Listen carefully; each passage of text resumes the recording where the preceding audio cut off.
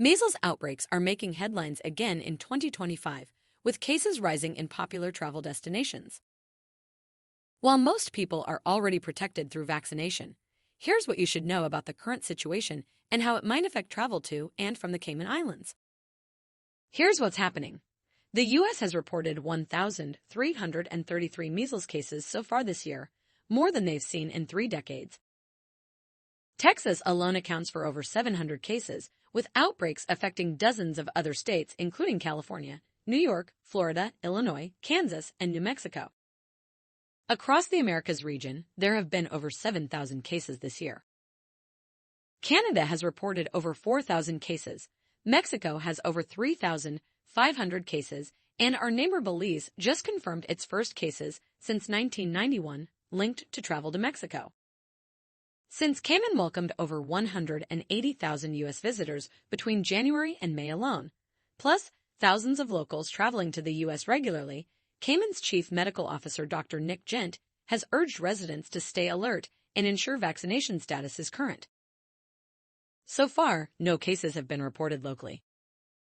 Now, to be clear, measles is a serious viral infection that can cause severe complications including pneumonia, brain inflammation, and even death, especially in young children, adults over 20, and people with weakened immune systems.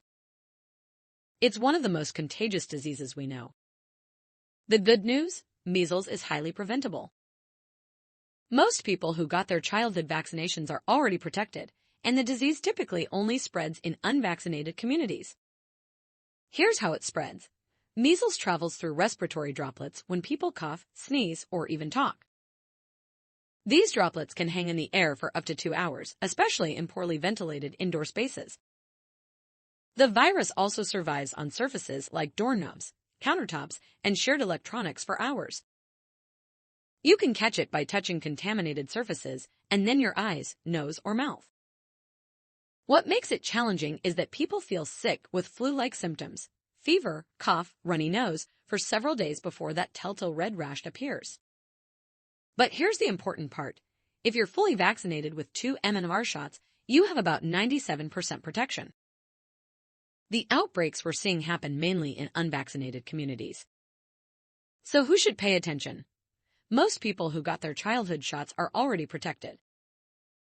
The groups who should double-check their status: infants under 12 months who can't be vaccinated yet, and adults born between 1957 to 1989 who likely received just 1 shot instead of the current 2-dose standard.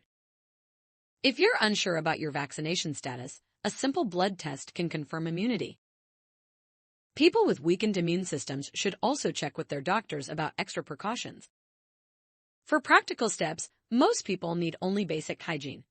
Wash hands regularly, avoid touching your eyes, nose, or mouth when sick, and monitor for fever and rash if returning from outbreak areas.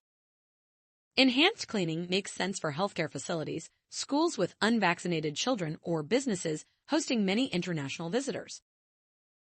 Look for EPA-registered disinfectants effective against viruses, and focus on frequently touched surfaces.